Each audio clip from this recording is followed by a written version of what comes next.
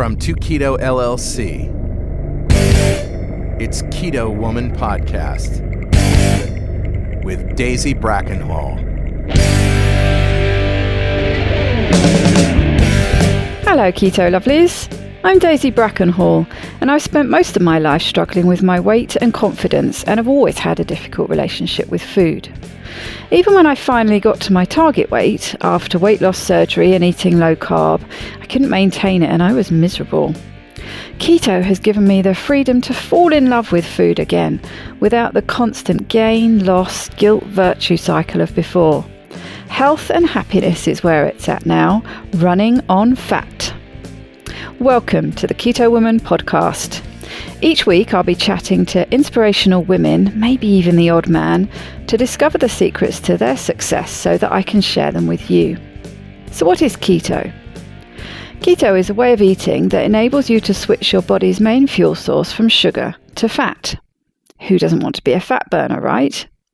But how do we achieve this? A great place to start is by keeping carbs to 20 grams or less per day. So things like leafy greens and above ground vegetables, plus some nuts and seeds and the incidental carbs you find in things like dairy. Moderate protein scaled to your lean body mass, and then fat to satiety. Once you're in the swing of things, you can tweak it to suit you. Make your own personalised keto. I'll be asking my guest each week what their keto looks like to show you just how flexible and fabulous this way of eating can be. I'm not a doctor, and most of my guests won't be either, so we can't give you medical advice. It's always best to work with your own doctor because they know you and your medical history, and so have access to the bigger picture. Thank you, Heidi Cuthbertson, for supporting me in this podcast by making a pledge at my Patreon page. Do you want to hear your name here at the top of the show? Are you enjoying this podcast and would like to help me make more episodes? Then head to my Patreon page at patreon.com/KetoWoman, or hit the support button on the Keto Woman Podcast website. It means a great deal to me, and you will get to headline the show just like Heidi did today. This week's extraordinary woman is Claire McDonnell Liu. Claire managed her daughter's debilitating epilepsy condition and her son's alopecia and eczema with low-carb and keto real foods, medication-free. Claire has since qualified as a naturopathic nutrition advisor, specialised in supporting women and families to make changes to their health using food. Her nutrition programs are real food, sugar-free, low-carb, high-fat, keto-focused. Their children's incredible results have inspired Claire and her husband Justin to launch their non-profit site leafy.org. They are helping families to change up their everyday foods by swapping processed sugary stuff with simple snacks and meals through their programs and resources. The Leafy Sugar-Free Family course is a perfect starting point for families taking first steps to change their everyday foods. This is the free course that Claire mentioned in the podcast. The Leafy Special Education Needs School Food Programme, supporting pupils' individual needs, and Inspiring Food as Medicine Success Stories. Claire and I met at the PHC conference in London earlier this year, and you might remember me mentioning her and the lecture she gave in episode 32. Her presentation stood out because she was an ordinary, I'm doing air quotes when I say that, person sharing her family's story. It fits so well with my extraordinary woman philosophy that I knew I had to have her share that story with you on the podcast. She also turned the tables on me when we had finished recording and interviewed me for her website, where she has some videos of people who share how they have used real food to improve their health. There's an ongoing fundraiser to help them fund the work they do with leafy.org, and the details will be in the show notes if you want to find out more.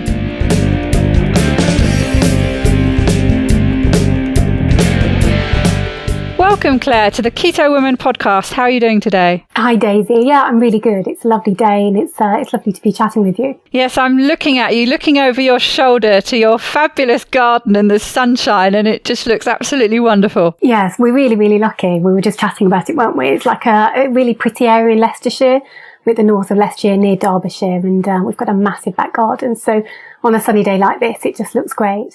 It looks fantastic. I'm looking at that lawn thinking how much my dogs, especially this new little lurcher who's full of beans, would love to be zooming around. Yeah, our kids absolutely love it. So we've got a tree house at the end, and there's some talk of having a zip wire at some stage. And oh, that sounds like fun. I'm not sure about it yet, but we'll see. But we've got an allotment and we've got hens. So yes, a little bit of the good life, really. Oh, fresh eggs. Oh, there's nothing like it, is there? No, they're brilliant. We've only got a few and a cockerel. So we've got a noisy cockerel in the morning, but we've got fresh eggs.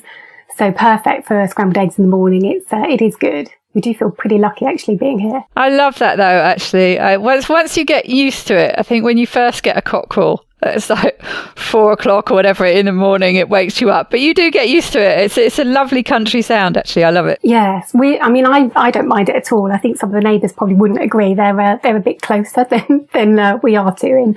But he's lovely. His name's Cuddle. We didn't realise he was a cockerel for quite a while. So we're not probably natural farmers. But yeah, he's lovely. Lovely to see him strolling and strutting. They do strut, don't they? He does. He's like a grandfather. He looks after them all. He's lovely. Well, we met earlier this year at the wonderful PHC conference in London, which I thoroughly enjoyed. And I really, really enjoyed the presentation that you did, and just knew that my listeners would love to hear your story. So without further ado, let's hear that story. Oh, thank you. And it was lovely to meet you. It was really brief. I was in a bit of a tears afterwards. It was straight after I'd spoken. And there was quite a few people around and chatting. But well, very nerve-wracking, I should imagine. You were up on that stage in front of, I'm not sure how many, few hundred people, I should think. I did feel for you. I know. And after Tim Noakes as well. So, well, a few after, but on the same day. But it was utterly, utterly amazing, the whole conference. I just thought it was just, and the people there, and to be amongst such positive people was brilliant, who really, really believe in real foods and using food as for health. It was great. I loved it. It felt like such a buzz after having shared our story. I did too. Yeah, and a wonderful, wonderful mix of people. You know, lots of GPs and personal trainers and all sorts of people that I mixed with and interviewed, got some little interviews from. There was a really great mix of people, as well as, you know, all the typical presenters and people like yourself. It was really good fun, wasn't it? It was good, and great location. But so I shared our family story about how we got into food and how, I suppose, our journey really over the last few years. So I'm mum to 2 children now. Rudy's now 8, and I've got Leafy who's 6. And so I guess I'd say we're a pretty typical family. When Rudy was very, very young, so he started to develop skin problems, and that was initially cradle cap that went over his forehead and was really persistent and really irritating, and then later on, he developed eczema, and he also developed, when we introduced food, he developed welts and also red marks around his mouth, and wherever he came into contact with foods, he developed either red patches or little bubbles along his chest. And we got him checked out, and I mean, it wasn't a particular concern in that he wasn't having breathing difficulties. It wasn't very serious, but it was a concern to us that there was an underlying issue, and it was a niggle and causing irritation. And then the eczema developed, and it became worse and worse until he was bleeding. He was scratching all the time, and it really affected his sleep. And me and my husband Justin, we were looking into as you do what you can do about it. We were going to the hospital, going to the doctor to get to have appointments, and we were given emollients and different lotions and potions and creams. We tried them all, and we did the natural creams as well that we bought off the internet ourselves, and then we also looked at elimination diets and eliminated the key foods that people react to and cause intolerances. So we eliminated eggs for a few weeks, we eliminated dairy for a few weeks, and it didn't seem to have any effect at all. And it wasn't one particular food. It was becoming multiple kind of things he would react to. So he'd react to dust, particularly. He'd react to mold spores. If he touched a piece of wood, he would come up in bubbles along his arm, welts. So yeah, it continued and became more and more of a problem for us. And this is how we initially got into to foods, because after changing hospitals and after trying all of the creams and realizing that we were only being directed and we were only treating, generally it was topical creams, we were just treating the symptoms. And when I was asking if we could look at the underlying causes, we were told no, it's not really what we do. We don't particularly look into them. We don't do any more testings or investigations on the NHS. It's not what we do for eczema. And he was also having patches of his hair fall out as well. So he was diagnosed with urticaria, which was the welts and the bubbles, eczema and alopecia. So autoimmune problems, but they weren't being linked together. So I was concerned that we weren't linking them together. We weren't investigating them, and it was really having an effect on him. He was becoming quite distressed about it. He was lacking sleep, and we were lacking sleep as well. That just seems crazy, though, that they just are insisting on treating the symptoms. So, this child has to live in, almost constant distress, at least, but irritation and pain, and like you say, not sleeping properly and things, and let's just try and treat it topically, treat those symptoms. But surely you want to try and get rid of that distress, not treat it. Absolutely. We're putting a mask over, we're just masking the symptoms, and that was very much my thoughts. And actually I had a really good conversation with the doctor at the second hospital, and he was in agreement. He was like, well, we're not getting to the root causes of these problems, and we're just going to keep suggesting emollients, and maybe one eventually will work, maybe he'll grow out of it, maybe it will deteriorate like other children's does. So I felt like, that was I really liked how frank he was about it, actually. And it just made me realise that the emphasis was back on us as parents to see what we could do. And we're like other parents. We got specialist pyjamas, and I got mittens for him to wear at night to try and reduce the scratching. I put patches over the areas that he was scratching the most because he was causing damage, and that was really, really bleeding. So I was trying to protect those areas. I made my own skin balm out of deer fat, as you do. And and that was quite protective and nourishing. But we were really concerned we weren't getting to the root cause. So along the reading and looking into bits and pieces, we came across Weston A. Price, reading and information. And that was a dentist who many years ago went and visited different Indigenous communities and did a whole research and investigation on why they weren't suffering from the type of illnesses and disease, and particularly dental problems was his focus. And he came across that they were eating natural foods and old-fashioned traditional foods and embracing fats, and that really, really struck a chord. It just made perfect sense.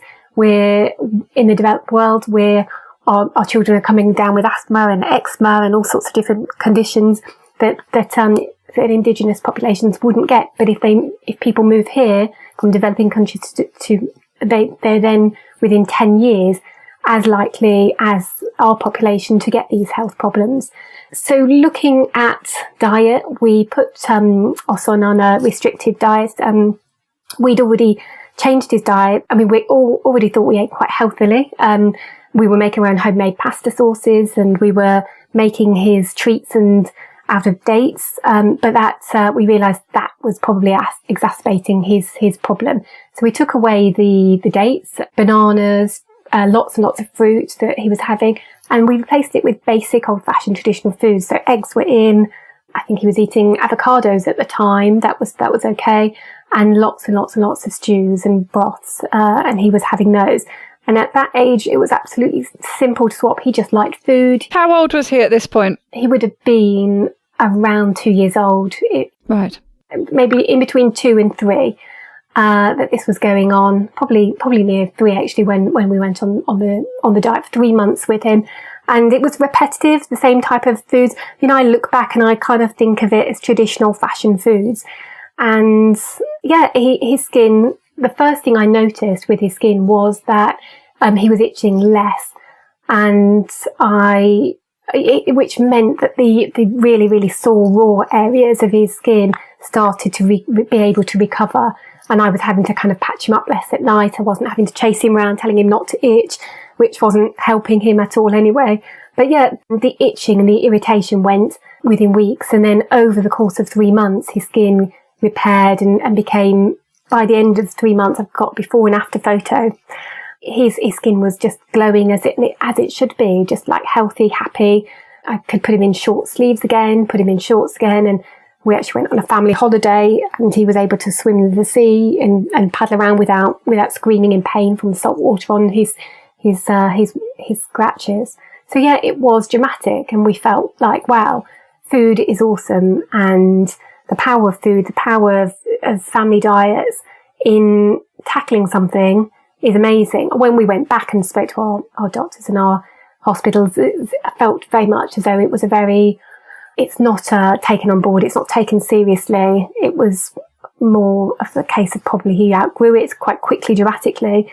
But I don't feel still that they take on board that nutrition is a factor in creating these problems, and also a major consideration in tackling a variety of health problems. So what did they say then? Because I mean, they must have been amazed at the change. Did they just simply put it down to coincidence that he grew out of it? We didn't have huge conversations about it. We said what we'd done, and it was kind of a shrug off, really, like that was it, not particularly interested. I mean, it's always tricky because it's they're really busy, and they can do what they can do. They're very much having to deal with protocols and follow information, follow advice that's been set down and guidance that's been set for them. So they can't really take on lots of information, but it's a real shame. I think that's a major problem we have with our health service, that changes don't come around quick enough, and we don't learn from case studies, we don't learn from maybe anecdotal, but we don't seem to move fast enough and take new ideas on board. Exactly. It's so frustrating, isn't it, when you've seen such a dramatic and relatively quick change.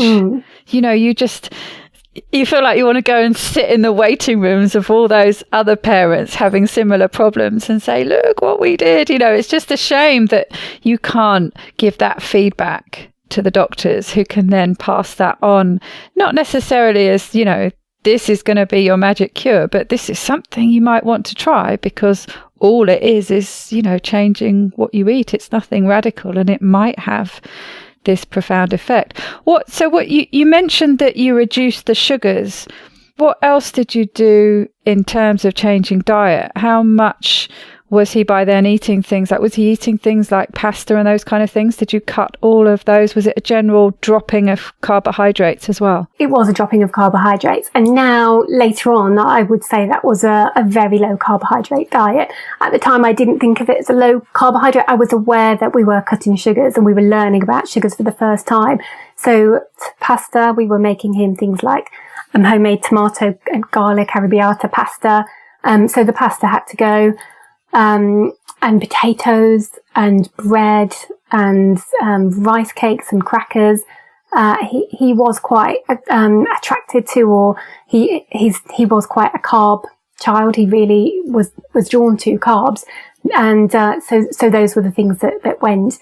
And also, I'd always been fairly conscious of kind of giving him lots of different vegetables, but the sweeter vegetables, carrots and things like that. Anything that's high starch or high sweetness, and lots of fruit. I think dates was a big kind of reality check, because we thought we were doing the right thing in replacing, not that he had much kind of shop bought sweets and that kind of thing, but we'd actually gone overboard on making him healthy treats, because we just thought that was so great. Bananas and dates and chocolate, and they have almonds in, and they're amazing. So that went, and he had lots of nuts and seeds and eggs, avocado, and lots of meat and vegetables, but low starch.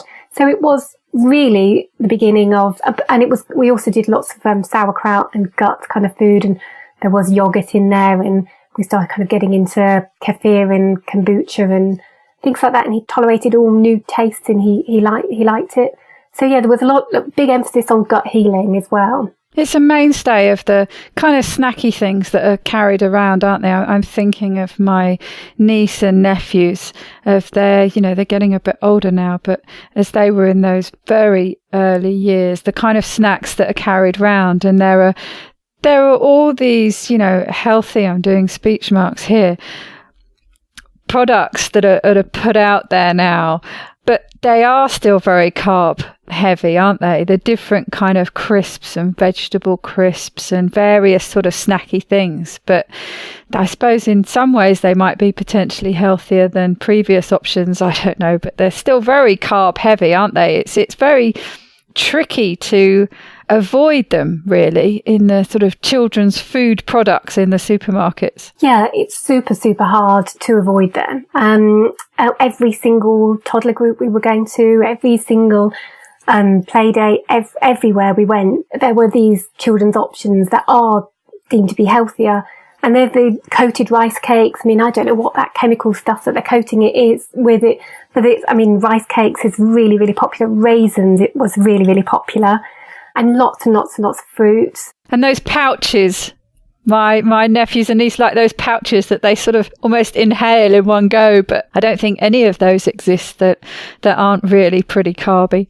Yeah, full of sweeteners, probably full of sugars and chemicals. I don't know what's in those. But a lot of them are very natural, but they're still very sweet because children, like all of us do, like these sweet tastes. So they're all full of fruits or starchy vegetables as a component, even if they're not, pure banana or whatever. They quite often have a large component of that in there to make them palatable, I guess. Yes. And I guess we didn't at the time call it a low carb diet, and our emphasis was on sugars and just getting our head slowly around how much sugar is in foods, and so much of his diet and so much of our diet naturally was high in the carbohydrates that convert to sugars really, really quickly.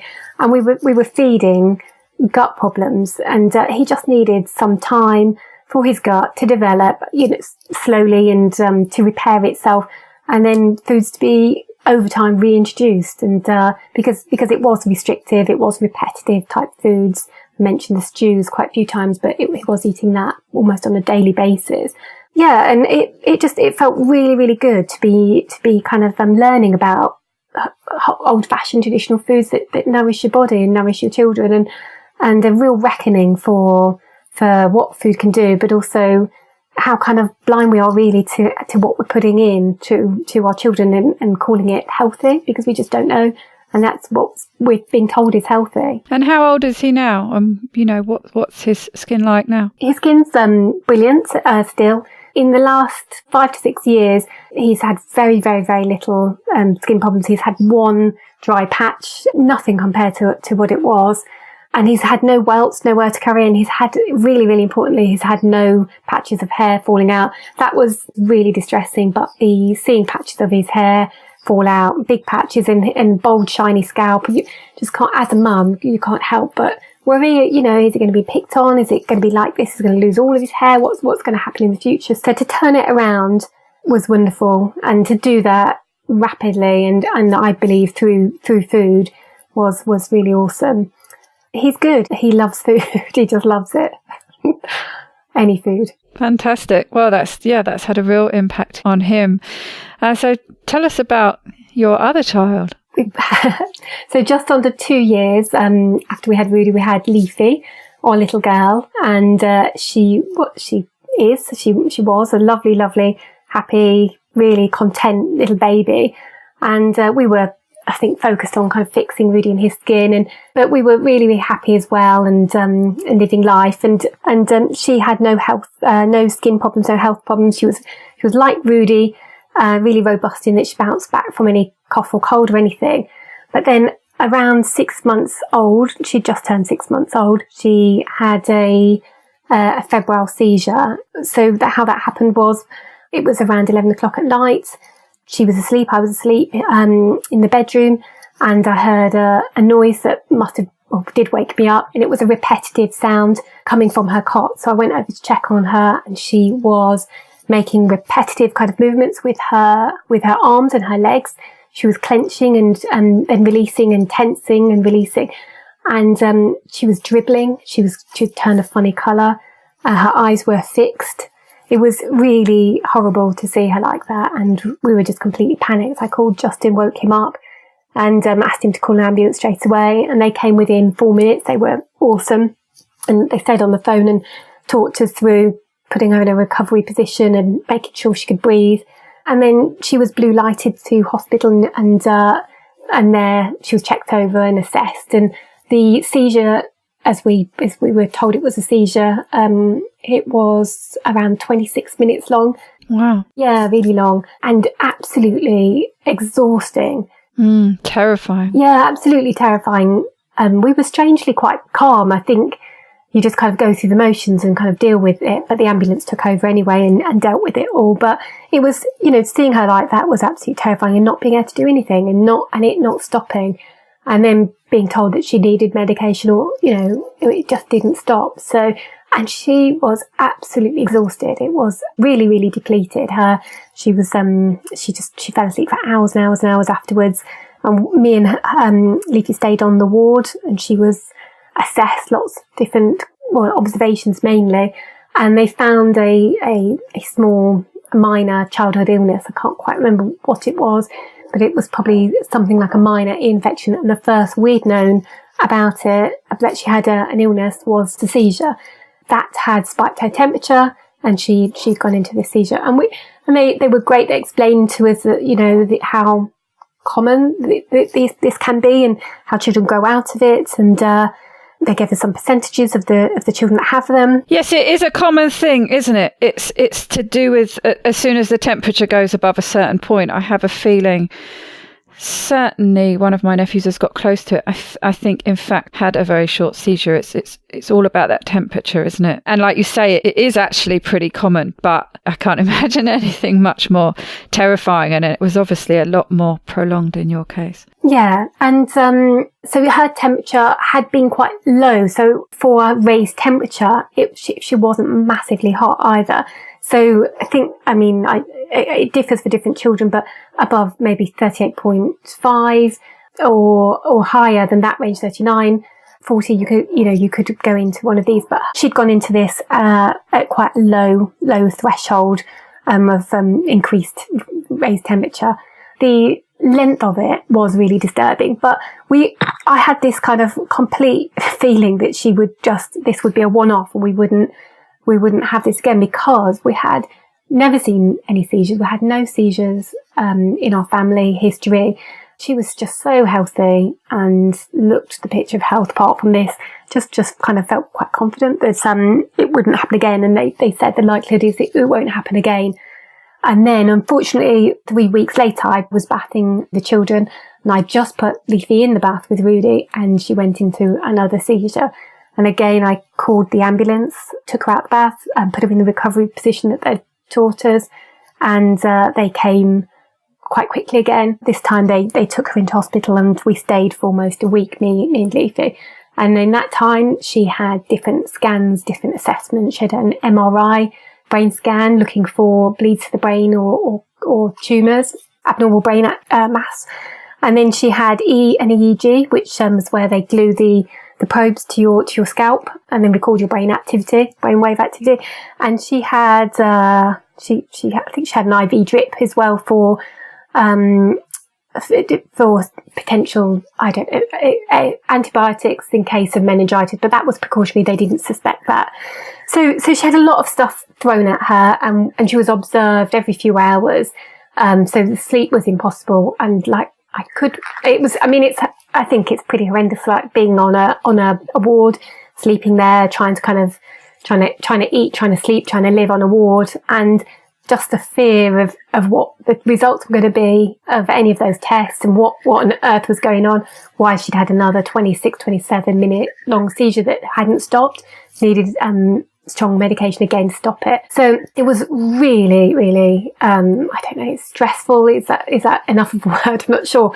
We were super distressed. And then Justin was coming into hospital and he was trying to kind of juggle everything, trying to support us and bring in the things that we needed to stay there. And we didn't know how long we would be there. And then also managing Rudy, who was missing me. It was tough times really. But we were really relieved to get out of there with, and she had, all of her scans came back clear, which was fantastic. And it was put down that she had complex febrile seizures. So we were told she might have more, but the likelihood again was that she would grow out of them. And the complex, not just febrile seizures, was because they were so long. They were over 5 minutes, very lengthy, and they needed medication. Otherwise they weren't stopping. So, again, we carried on. We kind of got back. She bounced back brilliantly after the exhaustion of the seizure and the medication and the tests and the lack of sleep. She bounced back and we picked up the pieces and cracked on again. And then weeks later, maybe a month later, she had another lengthy seizure. And again, we were blue lighted into hospital. And then this just continued. This became a bit of a pattern where every so often, every few weeks, she would have another lengthy seizure. And she was always checked and assessed, and a childhood illness of some description would be found. Like kids pick up things, babies pick up things. That's how they're developing their immune system.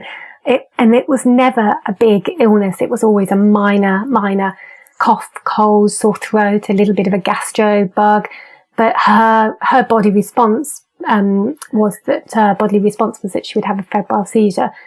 It was really, really tough times, and it became almost every 3 weeks. It seemed almost, that she would have a seizure, but so unpredictable whether we were out and about shopping or trying to go to a play date or trying to go to a child's birthday party. It could be anywhere, and it just became so awkward to kind of go out with 2 young children and with that total fear that I might not be able to deal with her and look after a toddler, keep him safe while dealing with an emergency. It was really daunting for me. So unsettling and disruptive, and I think the importance of your partner comes in there. I know my sister, one of her sons has been in and out of hospital quite a few times with, I don't think they won't actually diagnose asthma until a certain age, will they? But that kind of problem, breathing problems, and it's a similar thing where he gets a cold or something like that, and then it just goes to his chest and then ends up in hospital, and they never quite know when it's going to happen. It's happened a couple of times when they've been on holiday, and like you say, the disruption, especially when there's more than one child. But the thing that I'm always so thankful for, and I'm sure she is as well. She has, her husband there, they're a team, and there's, one of them always stays in hospital, but one of them's at home, and the family support that's around as well. I mean, I just can't imagine how someone on their own would have to deal with that, as hard as it is in a family unit. I mean, it's incomprehensible. But like you say, you then start to second guess every element of your life. Or do I go and do this on my own with the 2 of them? It must just become a constant worry every day with everything you do. It was a real worry. I'm not sure. It was really isolating. I think that's the word that I use. I felt like I just didn't fancy going out with them, and it was the unpredictability of it all. That was like the major thing. This could happen anywhere. But it was also that I was so worried and so kind of distressed about it, and so scared for her future and what was happening, what was this thing, what was causing these to keep coming, what was going on, that I guess I didn't fancy going to mum's groups and kind of talking about the weather and just chatting about the normal milestones and stuff. I was just so stressed and freaked out. So it was a really isolating, crappy time. And talking about support, you're so right. Justin, my husband, was utterly amazing. We were a total team through it. He'd pick up when I was just so exhausted, and we tended to deal with all of the seizures together. And, she had a seizure in the night, we'd kind of both deal with it to support each other, because it's each one. I just don't think I ever got used to it. I think I was actually the calmest in the beginning with my kind of complete confidence it wouldn't happen again and it was a one-off. And it just, watching more and more became quite frightening, not knowing when they would stop, how long they would go on for, whether the medication would work, whether the ambulance would get there. You know, the fear as well that's associated with it, that you don't know, I'm reading about things like SUDEP, sudden unexpected death in epilepsy, and completely freaked out that she could pass away. Or, you know, talking to epilepsy communities online and finding out about the potential for brain damage and that, you know, that people we know in the community, that their children have suffered from really, really long seizures. So yeah, Justin was amazing, and we kind of were a unit in it. And it was, you know, I'd say really dark times for us, and just not knowing what to do, what to expect, and what was going on. And what the future held for her. Yes, because I can remember you talking about, you know, the importance of, of all sorts of different ages, but those very young ages where you talked about the developmental milestones, but development of, you know, of a child's brain is so important, isn't it, at that time, that I can see how worrying it would be that something that's affecting her brain, you're thinking, well, you know, what kind of long-term impact is this going to have on her? Absolutely. And there's a number of different ways it can impact. You know, it all seemed very doom and gloom. Well, it was. You could suffer brain damage with these really long, prolonged seizures that were taking a very long time to stop. And if they kept coming and coming and coming, what kind of effect they were going to have on her brain and her body. And then also we were, because it was a febrile seizure condition, Leafy wasn't medicated. And each appointment with our hospital team, they explained to us what the protocol was for if she did have a epileptic seizure, which would be a seizure that wasn't associated with an illness and hadn't been caused by raising temperature. Oh, right. I was going to ask you the difference there. So that's the difference. The febrile seizures is when it's caused by an illness, and it's this whole temperature rising business. That's the difference. I see. Exactly. So it's like a responsive thing as opposed to a condition like epilepsy. Yes. So with it being febrile seizures, the diagnosis being complex febrile seizures, there wasn't or isn't a treatment as far as I know. We were told that the AED, the anti-epileptic drugs that are offered for epileptic seizures, are not offered for febrile seizure conditions because they don't have the same impact on managing the seizures. But if her condition were to change, if a non-febrile seizure were noticed, so if she had a seizure that wasn't connected to a childhood illness, or a noted increase in temperature, then she would then have a different diagnosis of epilepsy. And they explained this at each appointment, and they explained as well the treatment, which is anti-epileptic medication, and it's different for different seizure conditions, different seizure types, and whether you're a child or an adult. So they explained the first one that she would go on if her diagnosis changed would be sodium valproate. And we obviously wanted her not to be having these seizures. We're really concerned about the outcome, and that they seemed to be, well, they were continuing and kept coming, and the impact it was having on her. But we were also quite concerned about the option of medication being the only option. And they explained to us as well that a low dose would be given initially, and then a monthly, or every so often, that would be increased until the seizures were controlled and they weren't coming. Or another medication might need to be added in, might need multiple medications, or we might need to wean a medication.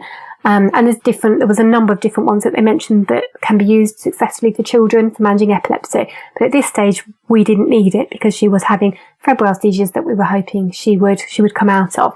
So while we were reading up at night, we were reading about all sorts of different seizure conditions, what the triggers were, what the statistics were of growing out of febrile seizures, and the different treatments. I came across a blog of a family in Canada, and they were managing their daughter's epileptic seizure condition with a diet, and their daughter was taking to school a pot of olive oil, and she was drinking that with every snack and every meal, and she needed to be very, very consistent with that, and that diet was managing her epilepsy. So I found out about the ketogenic diet, and that's how I found out about it.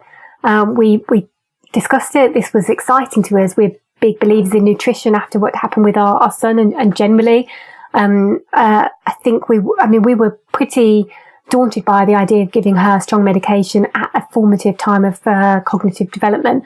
The information we were reading very much suggested that there's different side effects for different people, but they were really concerning to us, particularly those that are around cognitive dampening effects, and may cause learning difficulties, may cause aggression, may cause convulsions. It was a huge long list of in the medication that we would be giving her first. Yes, I remember you putting a slide up of all the potential side effects, and yes, they were pretty daunting. They're really daunting, and I mean, I think all of them: the liver problems, the kidney problems, the bone issues. The fertility problems have been in the news for that particular medication recently. And like that, they're all individually really daunting. But for me as a mum, I've just wanted her to reach her potential and be given that opportunity, and to be giving her something to dampen her brainwave activity, to manage seizures. It's such a trade-off in terms of, is she going to be able to reach her full potential, in her development? So it was a massive concern, and I did raise that a few times, at meetings, but the doctors were not so concerned about that. The side effects, they really kind of downplayed them. And we know it's super important to manage seizures because of all the concerns around them not being managed. So, but we did look into the ketogenic diet, and on the slide that you mentioned, I compared the ketogenic diet side effects to the first medication she would be put on if she had epileptic seizures. So I don't know how many were on the medication side, but there were much less on the ketogenic diet side. But when I mentioned it to our hospital team, the ketogenic diet, could we be considered for that if we needed it? The answer was no, because it's for refractory epilepsy. So it's only for those cases where medication has failed to successfully control the seizures. So it's for the most poorly children, and it's not palatable. It's really difficult to get compliance. It's a really unpleasant diet. And the side effects of ketoacidosis and risk of bone breakages, risk of children not meeting their height potential, they really explain those very clearly to us and emphasize them. But I didn't get the same emphasis with the medication. And I know that the protocol and the standard offering is medication, and for some people that works. But for me, the diet was looking like quite an attractive alternative if we needed it. So we decided at this point, she was she was just over 18 months. We decided to go to Australia. Justin is Australian, and we thought, right, maybe some sunshine, more outdoor lifestyle, and less bugs, less, maybe it will boost her immune system. She'll get less seizures. Maybe we'll get a second opinion as well. And we decided to see if relocating out there near Justin's family would work out for us. And we kind of thought it would, really. We thought healthy, outdoor, wholesome kind of lifestyle would be a good look. So off we went. Leafy had her worst seizure on the way out. No, not on the way out, just as we arrived in Australia. She had a 47 minute long seizure. Wow. We carry medication, and that didn't work. When the ambulance finally arrived, that their medication that they gave her didn't work and didn't stop it. It was utterly terrifying. We were all really exhausted from such a long trip, and it was terrifying when the medication just didn't stop it. So at customs, she went into this seizure. So we were being held behind her because we hadn't showed our passports, and we were not, it was pretty horrendous anyway, that whole experience. And we ended up starting our kind of new experience in Australia with time in the children's hospital near the airport, in Perth. So that was a bad start, but it got worse from there. She just seemed to react to the heat, and the heat just kind of did her in, and the seizures started coming thick and fast, and she was having new types of seizures. They were daily. She began having clusters of them. They were affecting her walking, her speech. She became wobbly on her feet. She was distressed and she was crying for hours and hours. It was taking me 4 hours to settle her to sleep at night, and the slightest cough or sound would wake her up. So she wasn't, healthy in herself. She was unhappy. She was distressed. And it was an absolutely awful experience. Was the heat a factor there then? I know you mentioned before that she seemed to have a lower base temperature than was the norm. And if the raising of the temperature potentially caused some seizures, I'm wondering, that was a factor just in itself, was it? It seemed to be. It definitely seemed to be, and changes of temperature. So aircon, she didn't get on with the aircon coming in from the heat into the cool, didn't work for her either. So she'd go into a seizure. So it meant we couldn't go into cool buildings. We couldn't go in the heat. Goodness. And the beach was a trigger. And and she wasn't sleeping. It was utterly horrendous. So, and her seizures escalated from maybe she was having one every few weeks. That was quite long. To she was having them, at this point she started having them twice a week. And she was also having daily seizures at 60 a day, short seizures, clusters that lasted 2 seconds, but they jolted her eyes, they affected her speech and her balance. So it was horrendous. And so we went to the hospital and they checked her out, and they said, they did another EEG and noticed that she was having epileptic seizure activity. So her diagnosis changed at that point. And as I said, we had been looking at the ketogenic diet, Justin and I, for quite a long time. We'd been talking to our hospital team, and it was a definite no, it wouldn't be supported. But for us, it was a preferred option. We just could not understand why we would not try diet before we would try medication. If we needed the medication, we would use it. But why wouldn't we try diet first? So we were convinced that would be our first port of call. And we prepared, because we were preparing for an epileptic diagnosis at some point. It just wasn't going well with all of the seizures that she was having, for her to be able to grow out of it. So we were getting ready and doing what we needed to do. So we had that in place.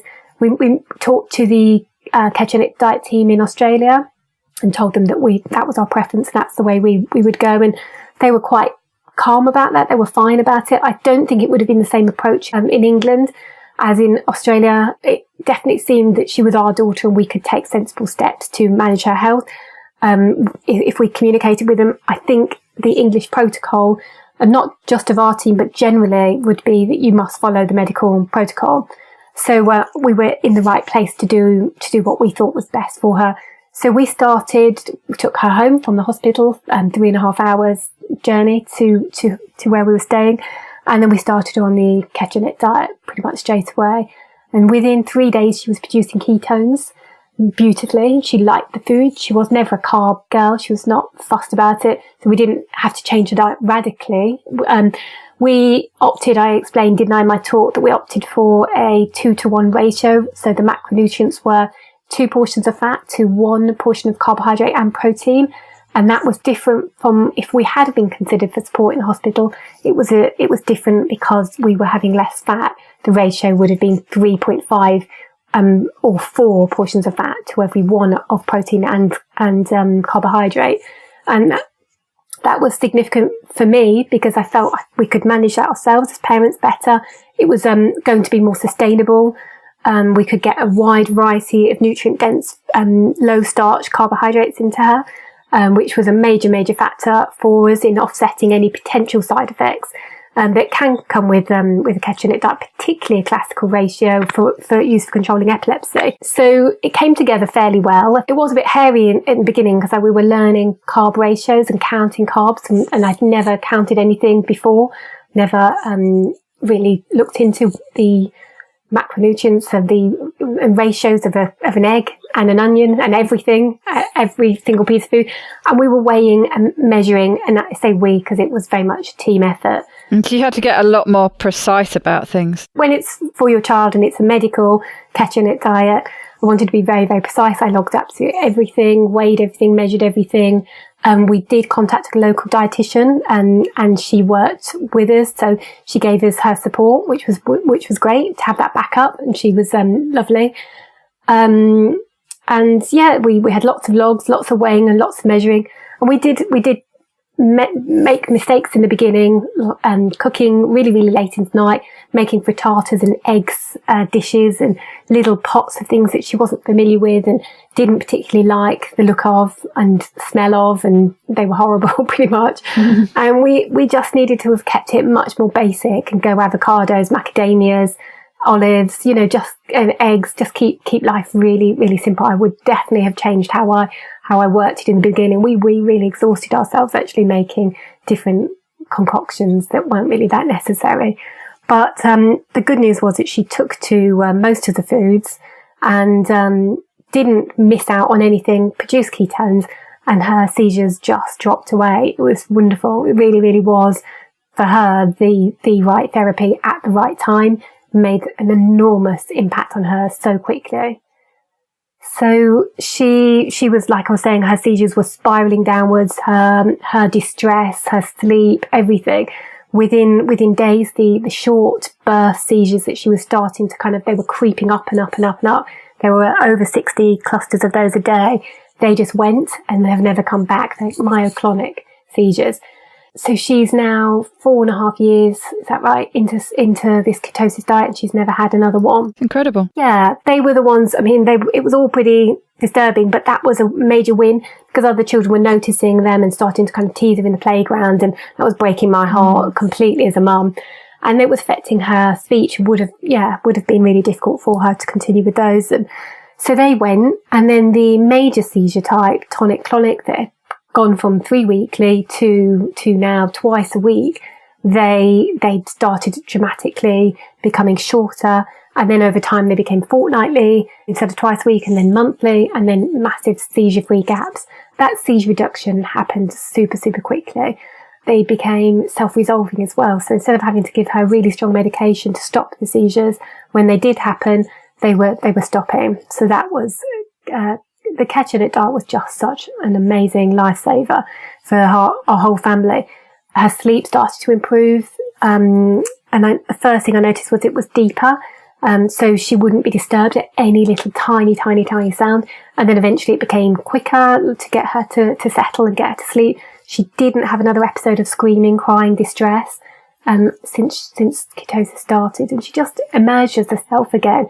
Like, we got her back, and I could just dread to think where we were going with her as a person, what was going to happen to her, and all of these effects on her health and taking a toll on her. We can see that knock-on effect. You just mentioned the knock-on effect going back the other way with her sleep improving, but then with her sleep improving and with it going back the other way where her sleep was declining and her health declined. But as her sleep starts improving, that gives her brain the chance to have that rest and restorative process that it needs with that deep sleep. And that is going to, again, that knock-on effect is going back the right way again, isn't it? Exactly. It's a whole picture. It's, you can't be healthy if you're not getting the sleep, and if you're distressed, and then your immune system is taking a knock. And also, I believe that, you're setting neural pathways for these seizures, these reoccurring seizures. It's going to set a default. They are going to get more frequent, potentially get longer, cause more damage. The more and more you have, the more frequent. So to kind of, to stop that pattern in its tracks and reverse that, and so quickly, was utterly awesome. And we haven't had another ambulance trip. She's never needed an emergency trip to the hospital, and not had another overnight stay on a hospital ward. We've talked about her development and the dampening effect of the drugs. Well, the ketogenic diet, as you know, has the opposite effect. It's kind of brain protective, and so she's in mainstream schools. She's completely thriving. She's where she should be with all her milestones. Would that have been the case? I very much doubt it if we'd have not controlled the seizures at the point we did. But also, I do wonder if we'd have gone for the mainstream therapy, the first option of medication, whether she would be as bright and as happy and healthy as she is. It just, over all areas of her life and her health, it made improvements. And that, of course, had a knock-on effect for us. We could sleep, we could look after her, we could have family time together. And it was our family's absolute miracle. It was amazing. And to think that it's so well known that it has such good efficacy of controlling different types of seizures, so many different conditions, children's seizures particularly, but adults haven't had the attention or the investment. And it's a really, really good evidence-based therapy, and why we can't opt for that through our hospital, I don't know. So it sounds like you were sort of in the right place to make that decision. It was, I know there are still issues with the medical establishment in Australia, but it sounds like they were more helpful for you embracing that particular change to your lifestyle as a treatment. I think they were more open to us doing what we needed to do. And I mean, they did tell us clearly we would not be supported to their clinic with ketogenic diet. And that is purely because of resourcing, but they were very frank about it. Again, I like a frank medical conversation. And for me, we're not going to not do something that I think is very, very much worth a try. As a preferred option, first line treatment, because of underfunding. It's not really acceptable. But with our kind of experience of believing in nutrition so much, with have had the wonderful impact on Rudy's health, it just seems a natural thing to try avocados and olives and macadamia nuts over drugs, that would have potentially have an impact on her development. So whether the different systems are that different, I'm not sure. I think ketogenic diet is underfunded generally, and it's still for refractory cases. It's still for those who are the most poorly, or particular conditions that ketogenic diet is known to be most suited for, like GLUT1 and those type of conditions.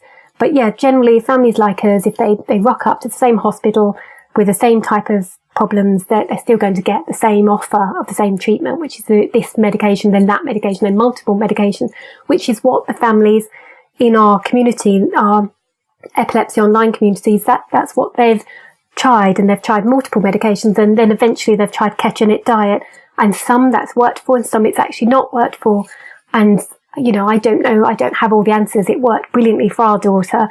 Maybe as a first line treatment, it might have worked for other families better. I don't know. But in combination with medication, I'm not sure, because the tests haven't been carried out, whether it impedes the ketogenic diet's efficiency sometimes. It's a complex subject, but I think as a first line treatment, it's a really, really fantastic option. It seems like it, especially the approach you took, which was, as you said, the macro balance was a bit easier to deal with, a bit easier to tolerate. It's certainly a good place to start. Perhaps if you have to dial up the fat ratio to make it work, that potentially becomes a bit more difficult and a different decision that has to be made. But starting on the ratios that you did, much more doable, and as it turns out, very effective. And you made the decision to move back to the UK. How soon after starting the ketogenic diet in Australia did you move back? We'd made the decision to move back. Her health had declined, and just wasn't, it wasn't the healthy move that we'd hoped for. So we had 1 week after we started ketogenic diet, her on the diet to move back. The other thing I haven't emphasised about our diet, 2-to-1 ratio, modified diet, but it was also very much real foods, and not using the formulas that were on offer generally for epileptic patients. And you don't need to use those. You can replace those formulas often with double cream or something else of the same ratio. So we were very much getting her nutrient dense foods, good quality foods, grass-fed butter, avocados and olives, and really, really good natural foods in her. But yeah, we travelled back to the UK and got back under our local clinic, and they explained that she was on the ketogenic diet and how her health pattern had gone and how well controlled she was. And then we've been under the local ketogenic diet clinic since. And there's not a clinic in every area. We're fortunate that our hospital, that we were already under, has a ketogenic diet clinic. So we see them and they check her bloods and they check her, we do a diet diary every 6 months and check her nutrient profile, which always comes out absolutely excellent. She's hitting all her kind of nutrient markers. So, it's it's really good. It's we're really, really proud of it, actually. It's fantastic. And I can remember you talking about, what little troopers both of them are, but they're real advocates for the diet, aren't they? They really like shouting about it themselves. They're really sweet about it. They're really, really, really positive. Leafy, with her keto diet, she's a super, super keto advocate. Anybody who's got a cough or cold or who's poorly in any way, she'll tell them that they need to go on her diet. But also she'll go to parties and she'll be given sweets and she'll say, oh, no, I'm not allowed sweets. They'll insist, say, oh, you are at a party, of course you can. But she will insistently give them back and say, I'm on a special diet. And it should explain it and should chat about it, but she is proud of it. And I think that is how we framed the diet. We've talked openly and positively about it, and we've said it's making you better, it's nourishing you, it's good food, it's brilliant, it's your amazing diet, and that's how she talks about it. It's my amazing diet. You should go on it, and anywhere she goes, any situation, she's able to kind of turn the foods down, because the amount of times she's been poured a glass of squash when she shouldn't have been, or given something, even at school or at a party. And she's able to quite confidently go and say no. It's quite funny, because some people are completely bemused if she's out and about and a stranger in a restaurant or something gives her a lollipop afterwards. She's like, goes and hands it right back. She's not subtle. I'm not allowed this. This is not good for me. No, so she's wonderful. And I think we've been really, really, really lucky with, we don't have any worries with compliance. She can go on a play date at somebody else's house, and I don't have to worry about that she's going to go off the diet or that it's going to be a problem, because she was actually at a play date a few weeks ago, and her pasta of courgette noodles that I'd sent round got mixed up somehow, I don't know, with a couple of strands of their pasta in hers. So she just kind of picks it up and marches into the kitchen and hands it back to her. I'm not eating this. So she's a great advocate. Yeah. What a weight off your mind, though. Like you say, often with young children, they could, almost do something by accident or be persuaded into something. But, knowing that you can 100% rely on her, fantastic. Oh, yeah, we are really, really lucky. And I just think that's when I've been speaking to other families who are changing their diet for epilepsy or for another condition or for another reason, you get that compliance by being positive about it and creating a really positive home environment and be outgoing with it and talking out openly about it. Where can people find you? Because you have a lot of free resources and information on your website, don't you? So we've put together, we've just been so bowled over by the power of nutrition. Keto is utterly amazing for so many different reasons. Real foods, low sugar, and so we've been putting together a resource, Leafy, named after our daughter, ie.org, and we've put together a free sugar-free course, because lots and lots of families ask us how to get started, not necessarily going to the level of keto, but how to improve families' food generally. And I definitely believe that real foods and cutting down or even cutting out sugar is the way to go for family health. So we've put together that free resource, and that's on our website. And we've been doing interviews with different people. Some people have on the ketogenic diet for epilepsy. Some people have used sugar-free diets for cancer or bowel disease, different particular health protocols, but the common factor is that they're using food as medicine, using real foods and sugar-free, and maybe low carb and maybe keto. But it's just getting that inspiration out there. I remember reading night after night after night and not coming across anything that sounded positive. When we were going through rubbish times, we would have just liked a resource that kind of gave us a little bit of hope and positivity. I'm such a believer in nutrition. This is the resource that we needed at that time. Yeah, it's fantastic. And just being able to turn to somebody that's similar to you, just another ordinary family that you can relate to, and giving you some tips and tricks that are doable, that are not too, overwhelming. Yeah, that's it. I think, we've also got a Facebook community, and people do ask questions and chat. And I don't want it to ever seem like, oh, we're doing this kind of super keto diet and it's really, really onerous and it's too complicated and, make people feel it's too hard to kind of improve your diet, or that they're being judged if they don't know what to do.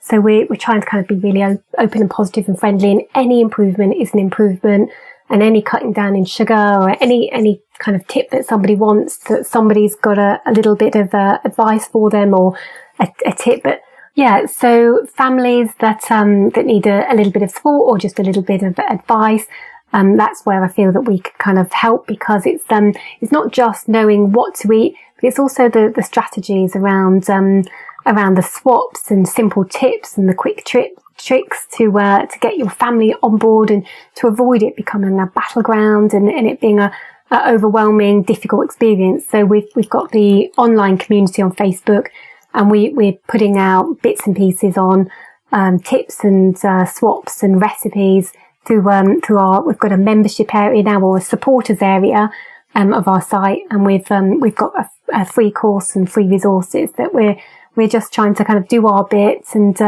build up a community and help other families. Well, and I think it's very powerful just sharing these stories, and people can resonate with them. And like you were saying about just, people not necessarily wanting to go full on into the ketogenic diet, but just generally improving their family's health by reducing sugar. I think quite often, especially if you kind of sell it that way, well, let's just, cut a few things out. Let's just try and overall improve the health by reducing sugars, perhaps reducing some refined carbohydrates and things just a little bit. And they often feel so much better and get so inspired and full of energy just by doing that amount that they're then quite happy and want to take the next step and take it down a little bit more. But that making that really big leap all the way down in one go is just too much, is too overwhelming. But quite often taking those steps down, you feel so much better with each one. You're happy to go on to the next step. Yeah, it's totally daunting. I was having this conversation online with somebody who was asking, what to have with their porridge. And porridge is something that we generally wouldn't have in the house. We don't have bread.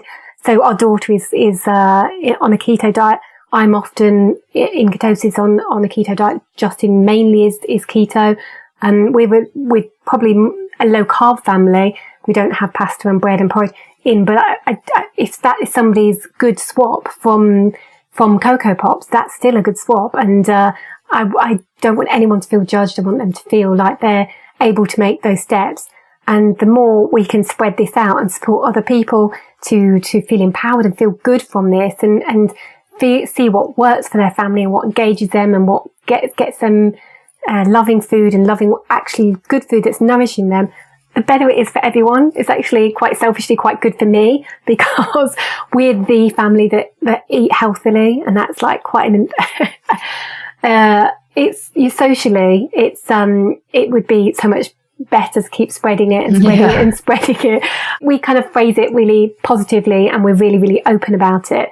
But we are the family that eat differently, because, we don't have the bread in the restaurant, and we don't have the dessert afterwards. And the more we spread the word, the better. I mean, I'm really, really focused. My background was in, working, on food and lifestyle and, programs. And the amount of ill health from our lifestyles and from our diets that can be prevented, and particularly concerned with families in deprived communities who were, their children are going to suffer the most. Their life expectancy is significantly reduced, which is utterly unacceptable. And their disease risk and the likelihood of their children being overweight, and just how many children are leaving primary school overweight in the UK is just utterly horrendous. And the disease factors and the autoimmune health conditions that have rocketed, I really believe that nutrition has got a major, major part to play in it. So anything we can do to support families, and we've done some work in a local special education needs school, working with pupils there to cook for them for a whole week. And that was a really different type of program. It was really, really full on. They ate breakfast, lunch and dinner with us. And we sent dinner home, and they came in for breakfast, and we did the snacks, and we did their lunch. And it's a really small school. 2 of the students stuck with that all week, which was an amazing compliance. And one of them was significantly more energetic, more positive, more upbeat. The staff were remarking how he's normally so negative and quiet and grumpy. He has something over his head and won't speak for the first 2 hours of every day. He has no lessons in the first 2 hours of every day. But he was noted to be singing and hoovering the common room. Wow. And then there was other children and pupils who've got, they couldn't comply for a week because they don't eat in front of anybody, and they've got the same 3 types of foods that they'll eat, which are uber processed. And the win with them was getting them on the last day to try the food, because they haven't tried even food that they cook at school that they say that they, like, and they will eat and they will try. Even that they have not been able to. They've got fussiness and all sorts of food resistance problems and difficulties. So I think just food is really powerful, and the way you frame it positively, and you have to build relationships, because I work with individuals on their food, and some of that is keto coaching and some of that isn't keto coaching. But it's very much about building that confidence and building that ability to love food and reward yourself with something that's looking after your body. And there's all sorts of different ways that can impact on your life, and whether that's your weight as your focus, or you've got a health condition, or just generally your relationship with food needs to be improved.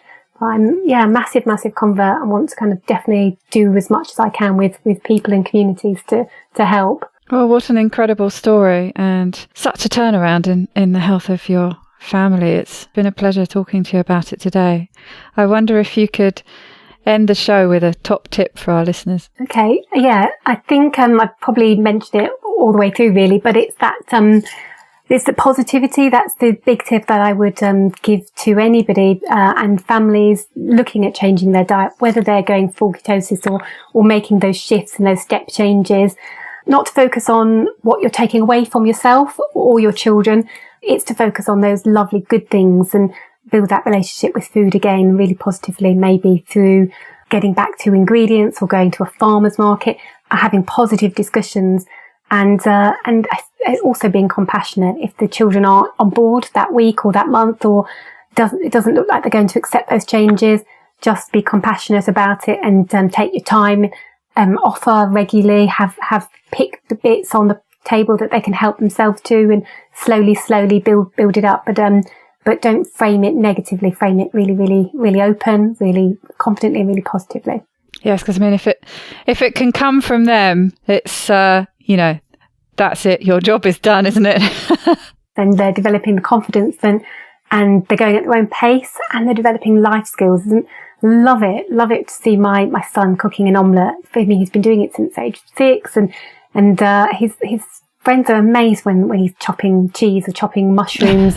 He's got really lovely knife skills, and it doesn't faze him at all when we've got tons of vegetables on the plate, and he's spooning more and more onto his plate, and his friends looking bemused. But yeah, when it comes from them, and they're happy with it, and they're confident in themselves, that's when you're onto a winner. Fantastic. What a wonderful story. Well, thank you very much. It's been a pleasure, Claire. Thank you. Thank you. Thanks, Daisy. Lovely chatting.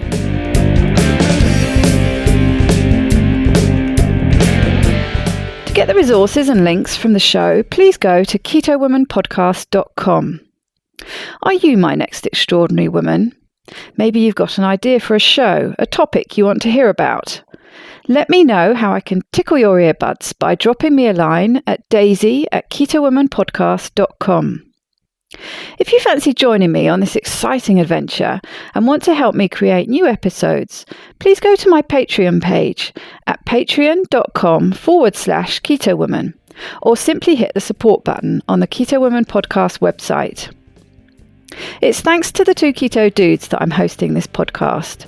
So please consider heading to their Patreon page at patreon.2keto.com and help them bring you more podcasts like this one. Please help other people hear about and find this podcast by reviewing the show on iTunes and Facebook. Every star and review really does help. It doesn't go unnoticed by me, the people who regularly like, share and comment on my posts. Your support means the world to me. Thank you. This week's end quote is from Hippocrates. Let food be thy medicine, and medicine be thy food. Bye-bye, keto lovelies.